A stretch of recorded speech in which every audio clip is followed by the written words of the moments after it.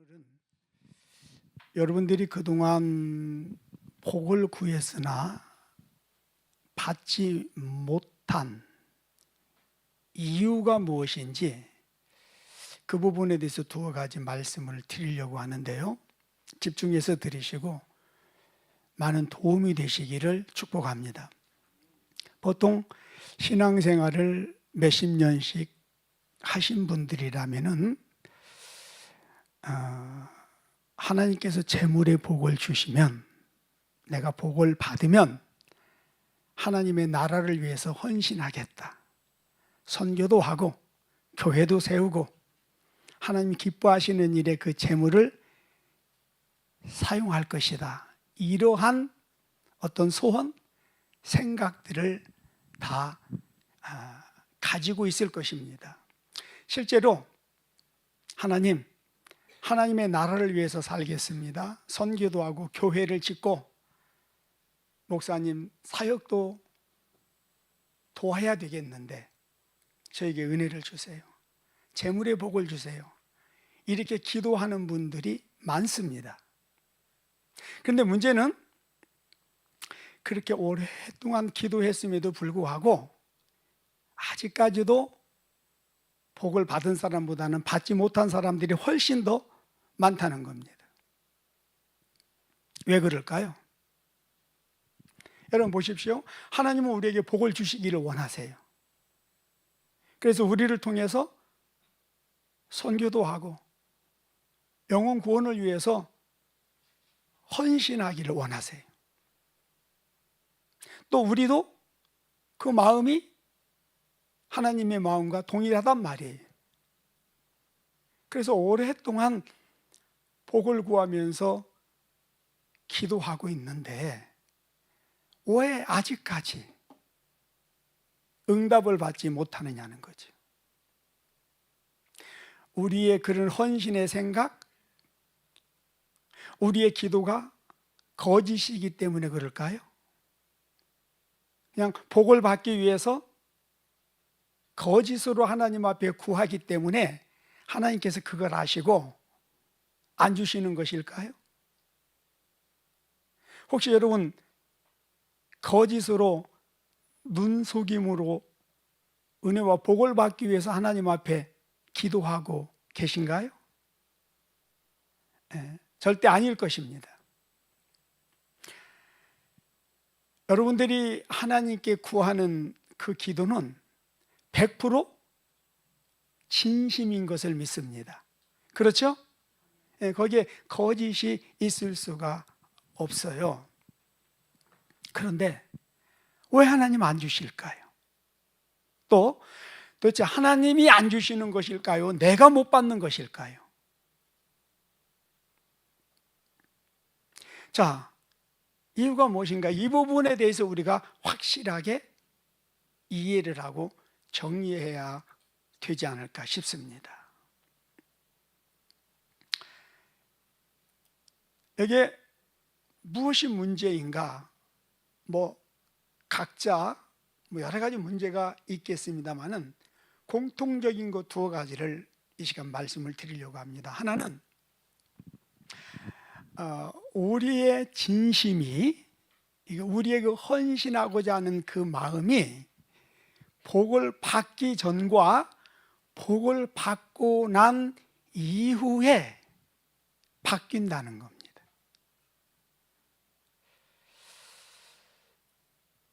복을 받기 전에는 우리가 하나님을 위해서 살고자 하는 그 헌신의 마음이 100% 진심이라는 거예요. 그런데 복을 받고 난 이후에는 그 100% 진심이 100% 바뀐다는 데 문제가 있습니다. 물론 어떤 분들은 목사님, 나의 이 마음은 절대로 바뀌지 않습니다, 나의 이 진심을 그런 식으로 폄하하지 마십시오, 그렇게 항변하실 수 있어요. 저도 지금 여러분들의 그 헌신의 마음이 100% 진실이라고 하는 것을 인정한다니까요. 그런데 그것만 진심이 아니라 여러분들이 무슨 항변을 한다 할지라도 복을 받고 난 이후에 100% 그 마음이 바뀌는 것도 100% 진실이라는 거예요.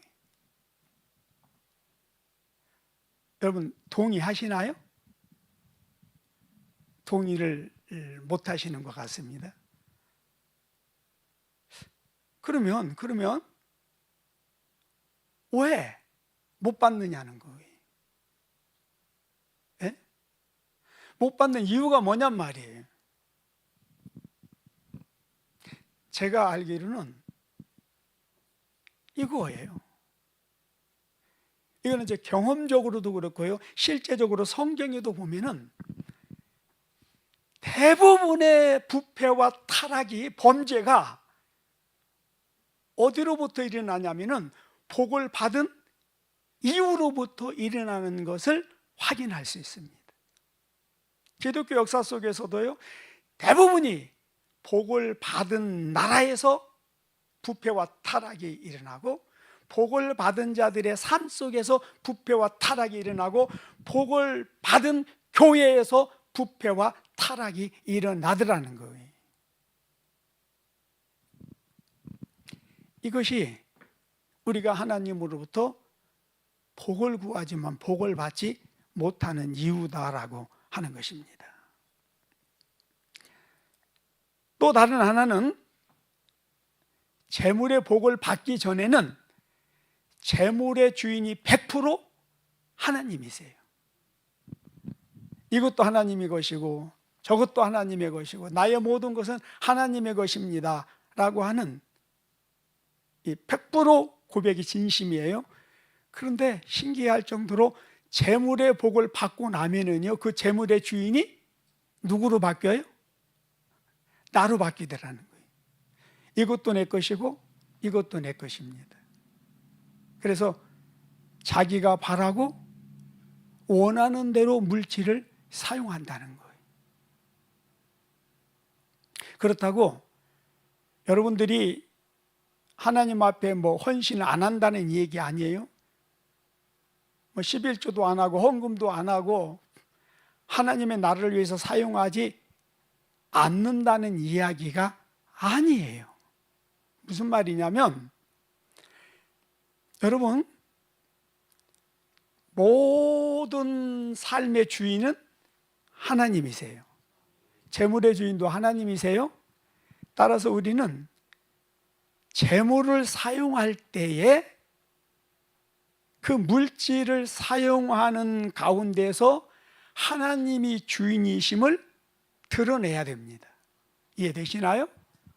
그런데 재물을 받기 전에는 하나님이 주인이십니다, 하나님의 뜻대로 쓰겠습니다 라고 하는데, 재물을 딱 받고 나면은요, 그 주인이 나로 바뀌어요. 그래서 11조를 해도 내 생각대로 하고, 헌금을 해도 내 생각대로 하고, 선교하는 일도 내 생각대로 하고, 그래서 물질을 똑같이 하나님의 나라를 위해서 사용하기는 하는데 그 주체가 하나님이 아니라 자기 자신이라는 거예요. 여러분 지금 이게 이해가 되십니까? 이해가 안 돼요? 네. 이런 경험들 없으세요? 신앙생활이라고 하는 것은 내가 내 생각대로 하는 게 아니라는 거예요. 하나님의 말씀에 순종해서 하는 거예요. 신앙생활의 주체는 내가 아니에요.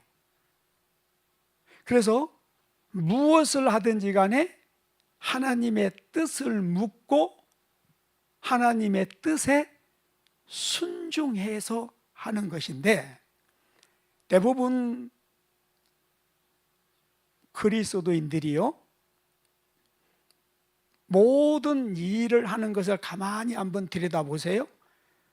다른 사람 들여다볼 것 아니라 우리 자신 한번 들여다보세요. 여러분 솔직히 모든 일에 하나님의 뜻을 묻고 성령의 지도와 인도를 따라서 행하십니까? 아니면은 그냥 내 생각대로 습관대로 내 선한 어떤 그 옳은 생각으로 하십니까? 이 부분을 한번 깊이 들여다보시기 바랍니다. 이 두 가지 문제에 대부분의 그리스도인들이 지금 걸려 있어요. 그래서 이 두 가지가요, 확실하게 정리가 되지 않고 해결되지 않으면은 하나님께서 복을 주시는데 이거 문제가 생겨요. 지체될 수밖에 없어요. 왜냐하면 이 두 가지가 해결이 되지 않으면요, 그래서 복을 받고 은혜를 받잖아요. 그럼 반드시 사단의 해방이 있습니다. 사단이 틈을 타서 우리를 해방한다는 거예요. 그리고 사단이 여기에 틈 타서 해방질을 할 때에 우리는 단순히 하나님으로부터 받은 은혜와 복만 빼앗기는 것이 아니라 우리의 영혼까지도 빼앗길 수 있다는 거예요. 왜요? 죄를 짓게 하거든요. 타락하게 만들거든요. 그리고 그렇게 타락해서 받은 은혜와 복을 빼앗길 때 하나님의 이름을 욕되게 하고 많은 사람들에게 나쁜 영향력을 끼칩니다. 많은 사람들을 실족하게 하는 일들이 여기에서 발생된다는 거예요. 그래서 하나님께서 우리가 어떤 마음으로 기도를 한다 할지라도 하나님은 그 다음 단계의 우리의 모습을 아세요. 복을 받은 이후에 우리의 진심이 어떻게 바뀌는지, 설령 진심이 바뀌지 않는다 할지라도 그걸 지켜낼 수 있는 능력이 우리에게 없음을 아세요. 그래서 하나님께서 보류하시는 거예요. 언제까지? 어떤 상황 속에서도 우리의 진심이 바뀌지 않고 어떤 은혜와 복을 받는다 할지라도 그것을 마귀에게 빼앗기지 않고 지켜낼 수 있는 그런 능력이 우리에게 덧입힐 때까지 하나님께서 우리에게 주시고자 하는 복, 우리가 받아야 되는 복을 보류하신다는 거예요. 여러분, 이것이 그 제자들을 통해서도 드러나잖아요. 예수님 그러셨어요. 내가 너희에게 가르쳐 줄 말이 참으로 많고 내가 너희를 통해서 이루고자 할 일이 참으로 많다. 급하다, 바쁘다. 그러나 지금은 아니다. 지금은 말해줘도 못 알아듣고 또 너희가 안다 할지라도 행할 수가 없다. 그래서 아무 일도 시키지 않잖아요. 그리고 부활하신 이후에 뭐를 받아라? 성령을 받아라. 성령의 권능을 받아라. 너희가 성령의 권능을 받지 아니하고는 아무것도 할 수 없다라고 말하고 있습니다. 그래서 여러분, 정말 우리가 하나님의 은혜와 복을 받고 하나님의 나라를 위해서 뭔가 헌신하기를 원하신다면 다른 것보다도 뭘 받아야 돼요? 성령을 받아야 돼요. 성령의 권능을 받아야 돼요. 여러분, 우리가 성령의 권능 받지 않아도요, 성경 말씀을 부지런히 많이 보면서 또 하나님이 우리에게 주신 어떤 그런 그 지혜와 지식이 있잖아요. 그것으로 천사의 말을 할 수 있어요. 성경을 깊이 깨닫고 심오한 진리를 말할 수 있다니까요. 요즘은요, 거의 한 80% 정도의 목사님들이 AI로 설교를 준비한다고 그래요. AI에게 설교 제목 딱 던져주고요, 자기가 원하는 것을 말하면서 이런 방향으로 설교를 준비해달라 그러면은요, AI가 설교를 원고를 탁 만들어줘요. 30분, 40분 만들어줘요. 그런데 그 내용이요, 얼마나 아무튼 논리적이고 그 체계적이고 설교를 어떤 기가 막히게 만들어낸다는 거예요. 근데 거기에 과연 하나님의 생명이 있을까요? 그렇게 준비하시는 분들이 설교를 위해서 기도할까요? 거기에 하나님의 생명이 없어요. 네. 우리의 신앙생활이 이런 식으로 돼서는 안 된다는 거예요. 근데 오늘날 많은 그리스도인들이 이런 식으로 신앙생활을 한다는 거예요. 이것을 한마디로 말하면 인본주의적인 것이고 종교적인 것이다, 그렇게 말할 수 있습니다.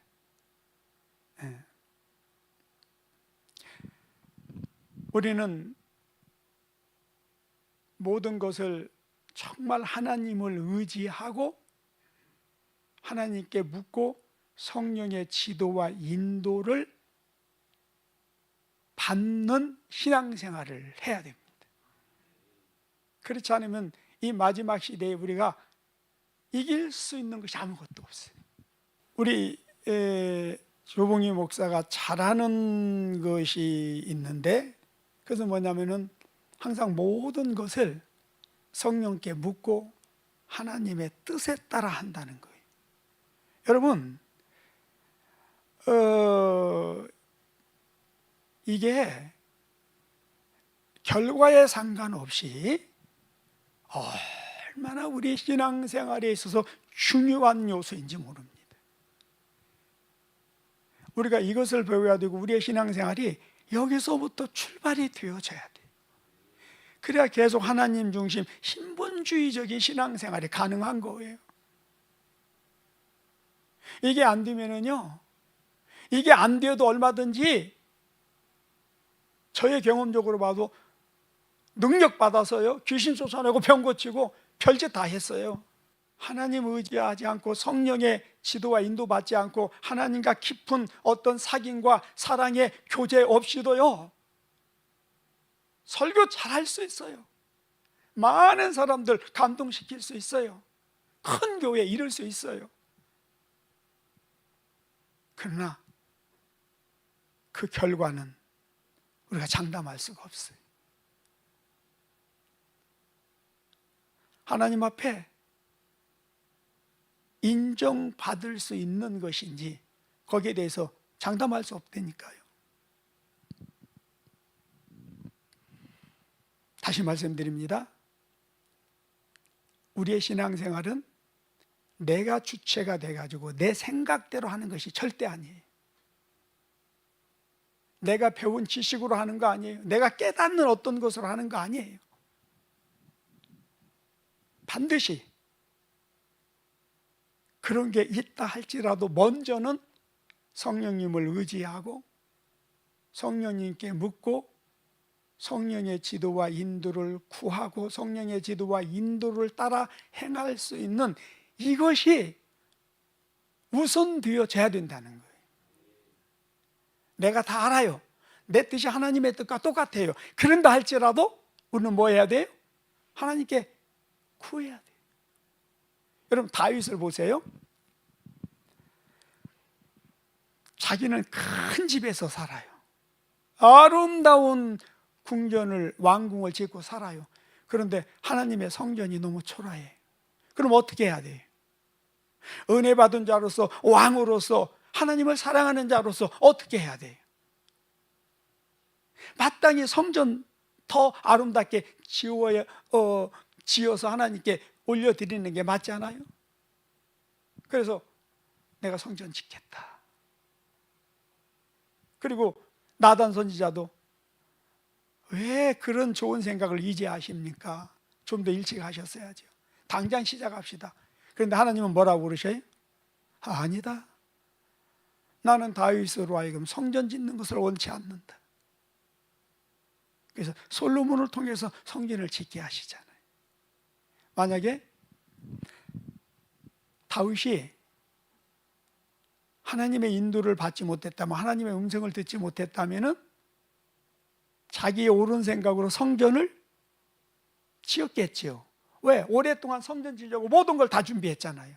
지을 수 있는 능력이 있잖아요. 수십 개를 짓고도 남을 수 있는 그런 능력이 그에게 있고 다 준비가 됐단 말이에요. 그런데 하나님은 다윗을 통해서 성전 받기를 원치 않으셨다는 거예요. 그럼 어떻게 되는 거예요? 결국 자기가 자기 이름으로 자기 뜻을 행한 것이 되고 마는 거예요. 이해가 되시죠? 우리가 어떤 항변을 한다 할지라도 지금 이런 부분들이 실제적으로 지금 우리의 신앙생활에 다 문제로 걸려 있다는 거예요.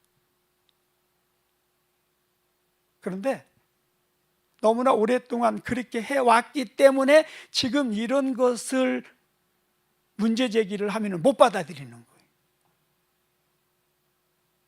또 이런 부분에 대해서 말을 할 수도 없어요.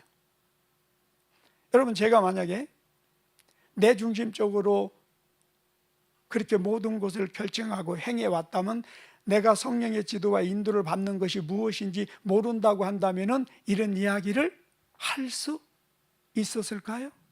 이런 이야기 지금 할 수 있을까요? 절대 못합니다. 그래서 그냥 많은 사람들이 하나님 중심의 신앙생활을 자기 중심으로, 자기 생각으로, 자기 하고 싶은 대로 하는 거예요. 그래서 교회에서 신앙생활 잘하는 것이 뭐냐? 열심히 봉사하고 열심히 충성하는 거. 근데 여러분, 그 열심이 과연 하나님께서 기쁘게 받으시는 열심인가를 우리는 들여다볼 수 있어야 된다는 거예요. 우리가 어떤 열심을 가지고 어떤 헌신적인 삶을 산다 할지라도 그 주체가 하나님이 아니고 성령이 아니고 내 자신이라면은 하나님이 그거 인정 안 하신다는 거예요. 그래서 그 무엇보다도 하나님을 의지하는 그 마음. 그래서 다윗처럼 전장에서 성장한 사람이잖아요. 전장에 대해서는 전문가잖아요. 마땅히 첫 단계, 그 다음 단계, 그 다음 단계 무엇을 어떻게 해야 되는 것들이 다 보이는 사람이에요. 그렇지만 그는 단 한 번도 자기 생각대로 하지 않았어요. 하나님께 묻습니다. 하나님, 이번에는 어떻게 할까요? 다음에는 어떻게 할까요? 내가 볼 때에 물어볼 이유가 없는 것들이에요. 우리는 모르면 묻잖아요. 길이 없으면 길을 가르쳐 달라고 구하잖아요. 근데 그는 그런 게 아니었다니까요. 하지만 매사에 그는 물었어요. 왜 그랬을까요? 하나님이 주인이시기 때문에. 그리고 자기는 종이요 청지기이기 때문에 그랬습니다. 주인은요 물을 필요가 있어요? 없어요. 그냥 자기 뜻대로 행하면 되는 거예요. 그러나 청지기는 어때요? 종은 어때요? 자기 뜻대로 하면 돼요? 안 돼요?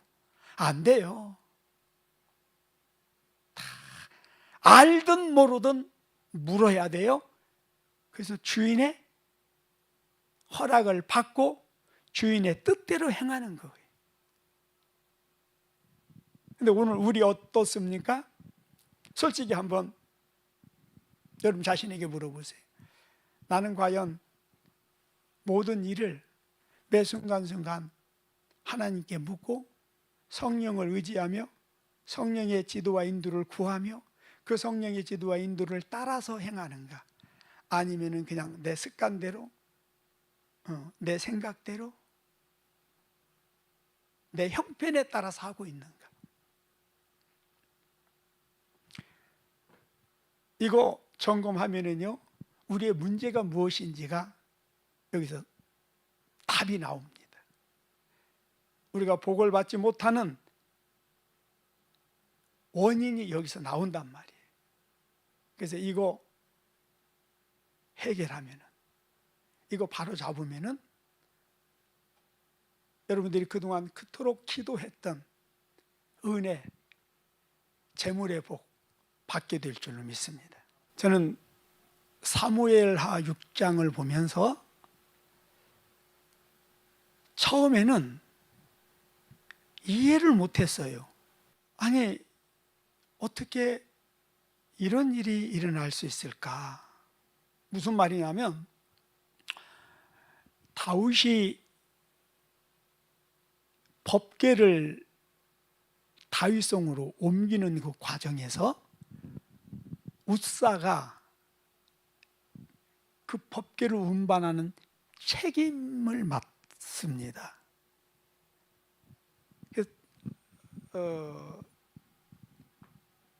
나군의 타작마당에 이르렀을 때 소가 막 뛰면서 그 수레에 실려있던 법궤가 땅에 떨어지려고 합니다.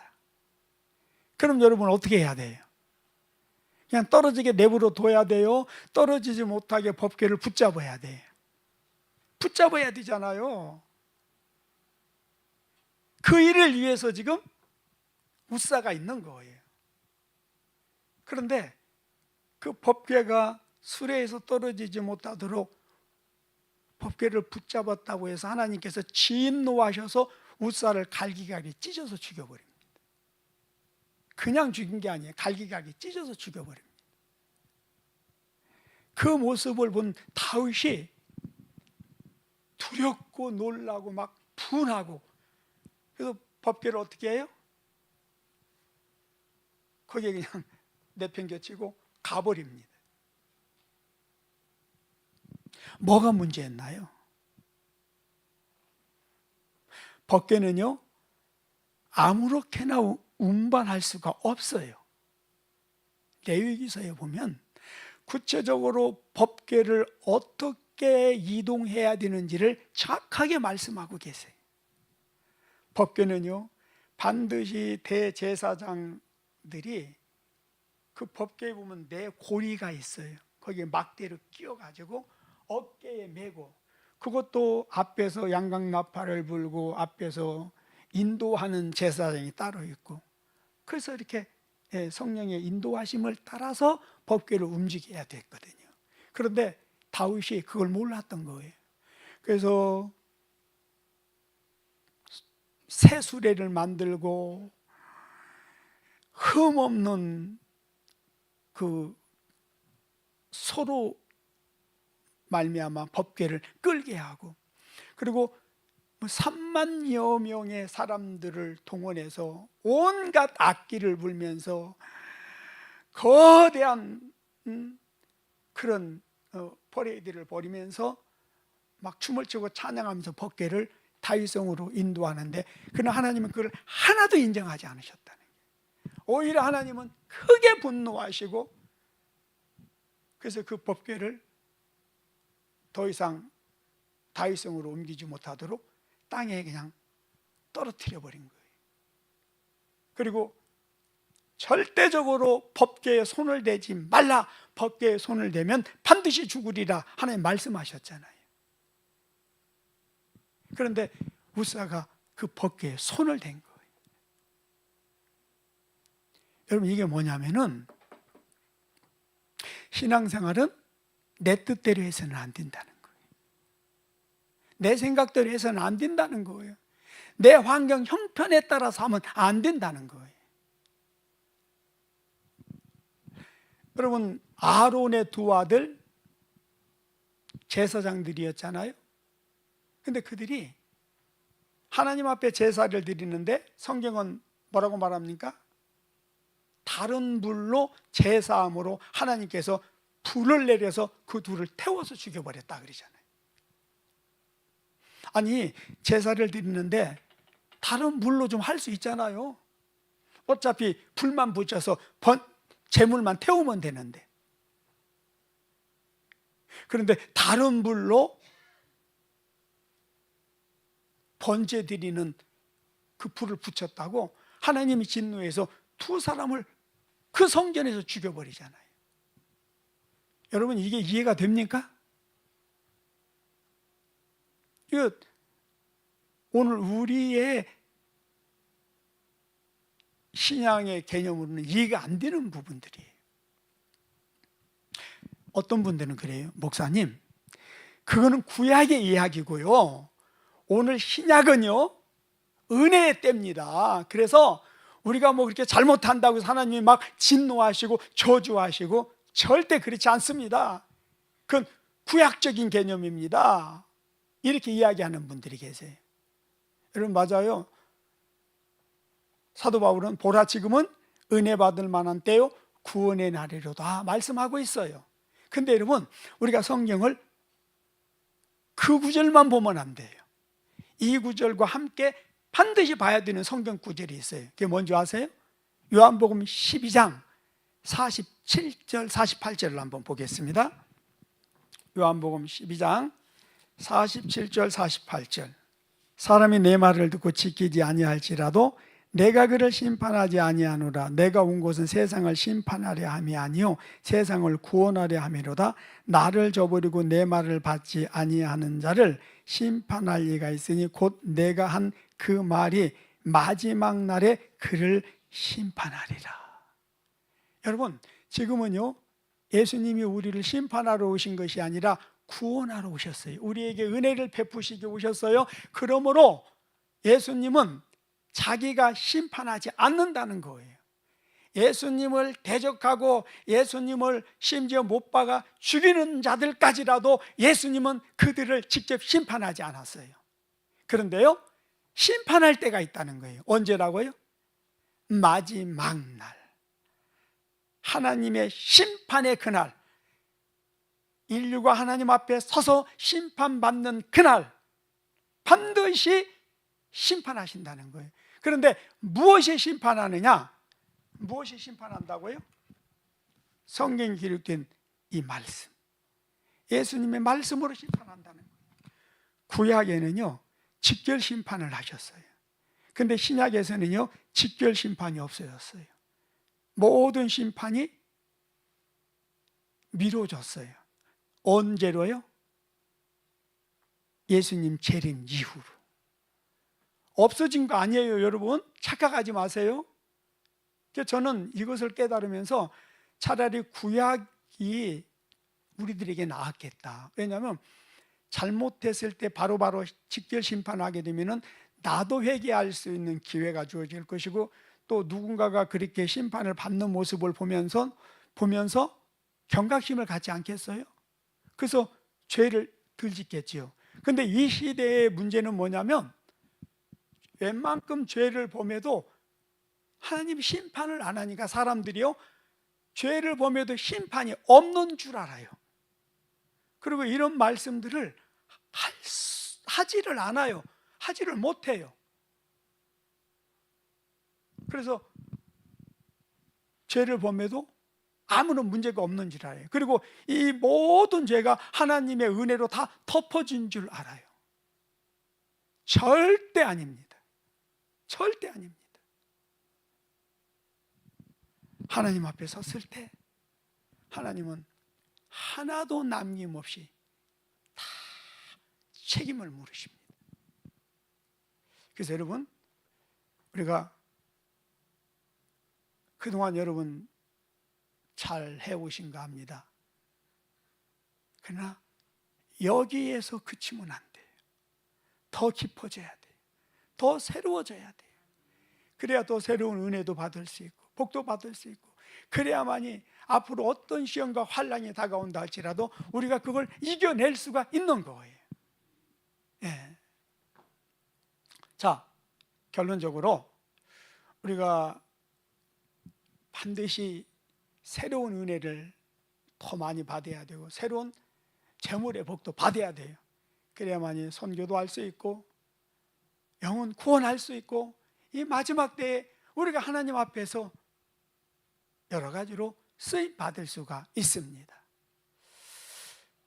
그렇게 하기 위해서는 어떻게 해야 될까요? 세 가지 말씀드립니다. 첫 번째로, 앞으로 어떤 은혜와 복을 받는다 할지라도 지금의 이 가난한 마음, 지금의 이 헌신하고자 하는 마음, 지금의 이 겸손한 마음이 바뀌어서는 안 된다는 거예요.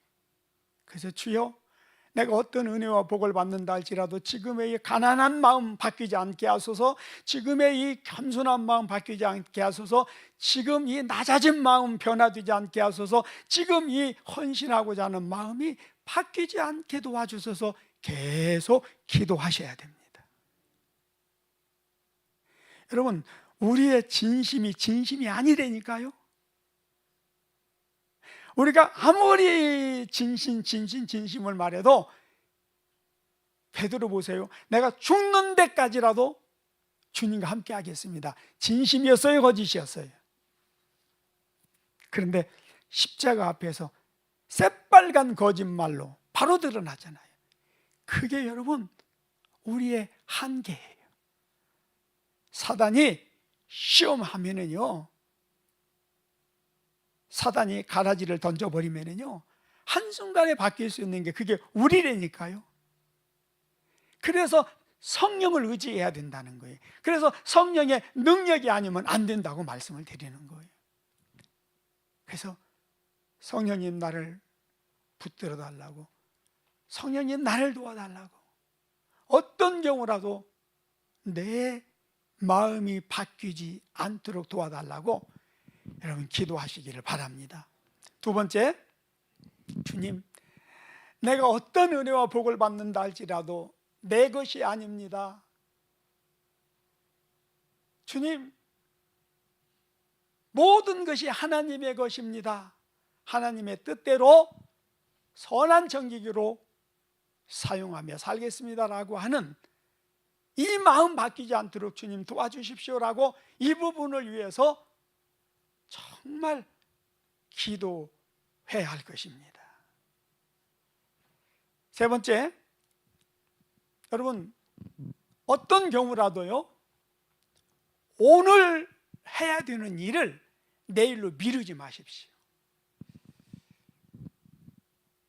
대부분의 복을 받지 못하는 사람들의 특징이 있는데 그게 뭔지 아세요? 오늘 일을 내일로 미루는 거예요. 예를 들면 오늘 순종해야 되고 오늘 헌신해야 돼요. 오늘 뭔가를 해야 돼요. 그런데 그걸 못해요. 그리고 다음으로 미뤄요. 왜 그럴까요? 오늘 내 환경이 힘들고 어렵다는 거예요.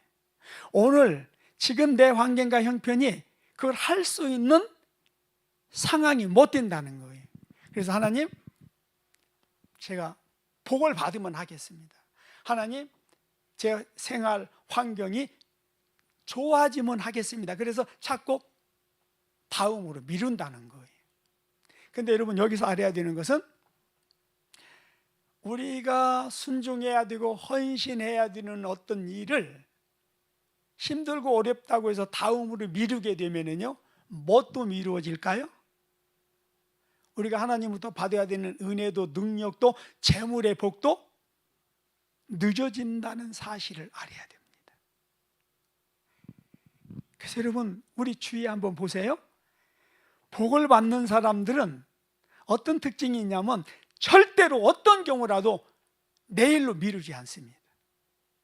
그게 육신적인 일이든 뭐 봉사하는 일이든 영적인 일이든 절대 미루지 않습니다. 최선을 다해서 바로바로 합니다. 그런데 복을 받지 못하는 사람들이요, 자꾸 미뤄요. 이래서 못하고 저래서 못하고 다음으로. 근데 그게 계속되더라는 거예요. 혹시 이런 부분들이 여러분에게 있는 부분이라면 당장 바꿔야 됩니다. 그렇지 않으면요, 여러분들은 계속 이 말에 속고 사단에게 속고 그래서 아무것도 못하게 될 것입니다. 예수님은 말씀하셨습니다. 작은 일에 충성하는 자는 큰 일에도 충성하고 작은 일에 충성하지 못하는 자는 큰 일도 충성하지 못한다. 오늘 힘들고 어려워서 못한다, 좋아지면 하겠다, 그 사람은 절대 좋아져도요 못합니다. 하지 않습니다. 그러나 오늘 환경과 형편이 어떠하든지 간에 오늘 나에게 주어진 일을 미루지 않고 최선을 다해서 순종하고자 하는 자, 헌신하고자 하는 자들은요 어떤 상황에서도 해요. 그리고 여러분, 환경이 좋으면 하고 환경이 나쁘면 못하는 것은 그 믿음으로 하는 게 아니에요. 믿음으로 하는 것이라는 것은 내 힘으로 하는 게 아니에요. 내 능력으로 하는 게 아니에요. 하나님을 의지하고 성령의 도우시는 은혜로 하는 거예요. 그래서 우리가요 하나님을 의지하는 믿음으로 뜻을 정하고 나가면은 다니엘처럼 하나님이 하세요. 여러분 보세요. 다니엘이 지금 자기의 뜻, 자기의 입장, 자기의 주장을 지금 말할 수 있는 그런 상황인가요? 노예로 포로로 끌려갔어요. 이 환관장 말 한마디면은요 죽고 사는 게 결정되는 거예요. 어디 여기서 자기 뜻, 자기 입장을 이야기를 합니까? 그러나 다니엘과 그 친구들은 그 먹고 마시는 것으로 자기 자신을 더럽히지 않기 위해서, 신전에서 제사 지내고 나온 그 포도주, 그 고기, 그 왕의 산의 진미를 먹음으로 영적으로 자신들을 더럽히지 않기 위해서 그걸 거부했다는 거예요. 말이 안 되는 거거든요.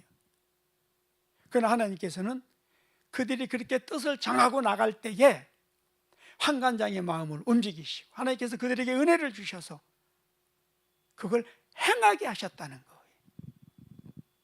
그리고 그뿐만 아니에요. 어떻게 하셨다고요? 하나님께서 모든 자들보다도 그들에게 지혜와 지식을 더하시고 특별히 다니엘에게는 꿈과 그 꿈과 환상을 해석할 수 있는 은혜를 주셔서 하나님께서 그들을 그 바벨론의 최고의 높은 자리로 올리셨다라고 하는 것을 말씀하고 있습니다.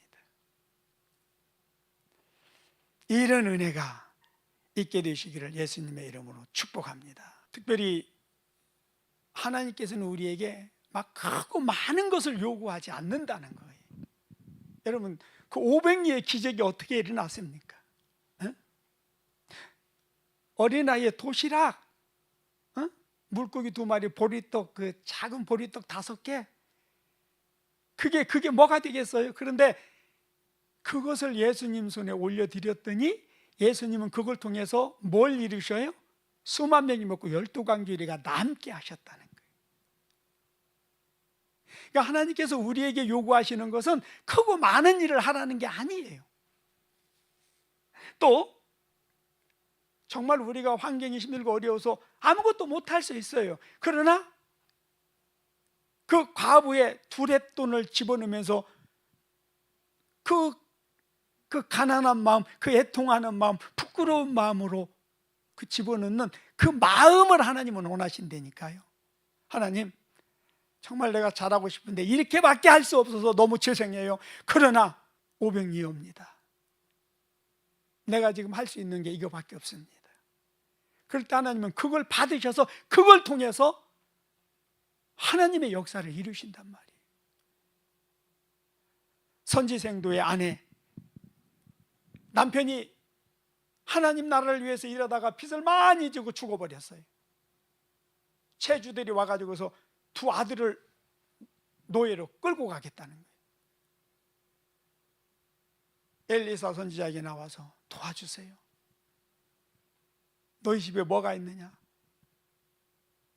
우리 집에 있기는 뭐가 있겠습니까? 우리 집에 뭐가 있다면은 내가 지금 여기 와서 당신에게 도움을 청하겠습니까? 그렇게 말하지 않았어요. 예, 기름 한 병이 있습니다. 그래서 그 기름 한 병을 엘리사 선지자 앞에 내놓습니다. 하나님은 그 기름 한 병으로 그 많은 빚을 다 갚게 하시고 자식들과 삶을 살아가게 하시잖아요. 사렙다 가보, 밀가루 한 움큼 마지막 양식이에요. 그런데 하나님께서 엘리야 선지자를 통해서 너 그거 나를 먼저 섬겨라 말합니다. 이게 말이 됩니까? 그러나 그 여인은 하나님 손에 그걸 내어드립니다. 그랬더니 3년이 넘도록 그 기근 속에서 굶어 죽지 않고 살아가도록 하나님이 은혜를 베푸시는 것을 보게 됩니다. 여러분, 이 은혜가 오늘 이 시간 우리에게도 동일하게 적용되어지는 은혜라는 것을 아시기를 바랍니다. 다시 말씀드리면 환경 형편 따져가면서 미루지 말라는 거예요. 지금은 힘들고 어려서 못하겠다는 이야기 하지 말라는 거예요. 그 믿음이 아니에요. 그 믿음으로 행하는 게 아니에요. 어떤 경우라도 하나님 하겠습니다, 하나님 도와주세요 하고 나가는 거예요. 우리 집사람이 여러 번 저한테 박 목사님이 이렇게 하나님의 은혜를 받는 이유가 뭔지 모르겠다는 그런 이야기를 했어요. 이유가 뭐라고 생각하세요? 제가 뭔가를 잘했기 때문일까요? 아니에요. 하나님의 은혜예요. 하나님의 은혜예요.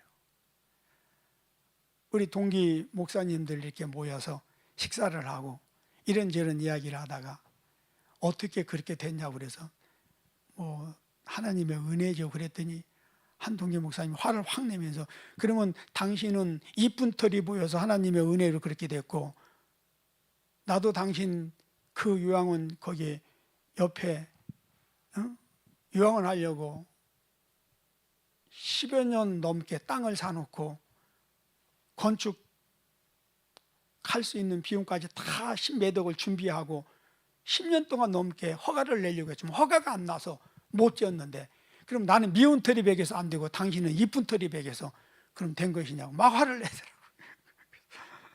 아니, 그런 것은 아니라고. 그러면서 그냥 기도한 것밖에 없다고. 우리는 할 수 있는 게 없어서 그냥 밤마다 하나님 앞에 나서 부르짖어 기도한 것밖에 없다고. 그랬더니 자기는 그런 기도를 못했다고, 미안하다고 그러더라고요. 여러분, 내가 잘한 것은 없어요. 정말 또 내가 한 것을 보면은 완전한 것이 하나도 없어요. 뒤돌아보니까 내가 한 것은 정말 보잘것없는 500리의 기적 같은 것, 500리어를 드린 것과 같은 그런 거였더라고요. 그냥 기름 한 병이었고 밀가루 한 움큼이었어요. 그러나 하나님이 그걸 통해 역사하시더라고요. 근데 저는 하나님이 기뻐하시는 것이고 하나님의 나라를 위한 것이고 하나님의 어떤 말씀이라면은 무조건 순종하고자 하는 그 부분은 저에게 있었어요. 그러나 그렇다 할지라도 그것이 은혜를 받는 조건은 아니었어요. 다만 그것이 나의 500리어였다, 저는 그렇게 생각을 합니다. 여러분, 이것은 우리 모두에게도 동일합니다. 한때 사람들은 저보고 미친놈이라고 이야기를 했어요. 뭐 그런 식으로 신앙생활하냐, 뭐 그런 식의 삶을 사냐, 너 미쳤다, 그런 이야기 했어요. 그러나 저는 그런 이야기에 별로 관심을 두지 않았어요. 어떻게 될지 몰랐어요. 하나님의 뜻이라면 그냥 순종하고 나가는 이 부분은 있었어요. 여러분, 하나님의 은혜는 우리가 이렇게 받는 것, 이게 하나님의 은혜요, 맞아요. 그러나 하나님의 은혜는 공짜가 없습니다. 그리고 무엇이든 그게 500리어든 기름 한 병이든 밀가루 한 주먹이든 하나님은 그것을 내놓을 때 그것을 통해서 역사하시는 거예요. 따라서 절대 미루지 마세요. 환경의 형편이 지금은 안 좋아서 못한다는 이야기 하지 마세요. 왜? 여러분이 복을 받기 위해서 이제는 그렇게 하시면 안 돼요. 자, 결론적으로 여러분의 지금 환경 형편이 어떠하든지 간에 여러분의 500리어가 있어요. 여러분의 기름 한 병이 있어요. 여러분의 밀가루 한 움큼이 있어요. 그 제물을 하나님께 드리라는 이야기가 아니라 그 마음 중심을 믿음으로 하나님께 드리라는 거예요. 그리고 어떤 상황 속에서도 환경 형편 따져가면서 변명하지 말고 이유되지 말고 오늘 해야 되는 일을 내일로 미루지 말라는 거예요.